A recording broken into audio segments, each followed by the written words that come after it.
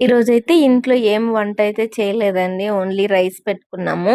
ఇప్పుడైతే నా దగ్గర పల్లీల పొడైతే ఉందండి. మాకు తెలిసిన వాళ్ళైతే పల్లీల పొడైతే ఇచ్చారు చేసి. ఆ పల్లీల పొడితో అయితే ఈరోజు లంచ్ అయితే ఫినిష్ చేసేద్దామని చెప్పి ఒక ఆమ్లెట్ అయితే వేసుకున్నాను.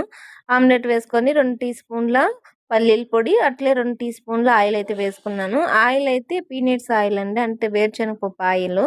వేసుకున్నాను. బాగా కలుపుకొని ఇప్పుడైతే రైస్‌లో మిక్స్ చేసుకుంటే ఆ స్మెల్ అయితే అసలు నిజంగా అండి అంత బావుంది. మీరు ఒకవేళ ట్రై చేయకపోతే మీరు కూడా ఒకసారి ట్రై చేసి చూడండి. ఆ స్మెల్‌కే ఇంకా ఇంకా తినాలి అనిపిస్తుందండి. అంత బావుందండి. ఇంకా 2 ముద్దలు ఎగస్ట్రా గాని తింటామే గానీ తక్కువైతే తినము. రోజు తినేదానికన్నా. అయితే నేను ఇంటర్ చదివేటప్పుడు మా ఫ్రెండ్ ఉండేదండి. ఆ ఫ్రెండ్ వాళ్ళ అక్క మాతో పాటే డిగ్రీ అక్కడే చేసేది. ఆ అక్క వాళ్ళ మమ్మీ పంపించేదండి అప్పుడు. ఆ అక్క మాకు తెచ్చిచ్చేది. మాకు హాస్టల్‌లో కూరలు నచ్చినప్పుడు మేము ఆ పొడి వేసుకొని తినేవాళ్ళమండి. చాలా అంటే చాలా బాగుండేది.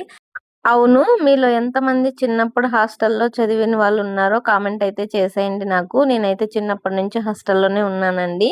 నెక్స్ట్ వీడియోలో అయితే నేను ఎక్కడెక్కడ చదివాను, ఏ హాస్టల్‌లో చదివాను అనేదైతే చెప్తానండి. అట్లే నా వీడియో నచ్చినట్లయితే ఒక చిన్న లైక్ ఇచ్చి అట్లనే సబ్స్క్రైబ్ చేసేసుకోండి. బాయ్.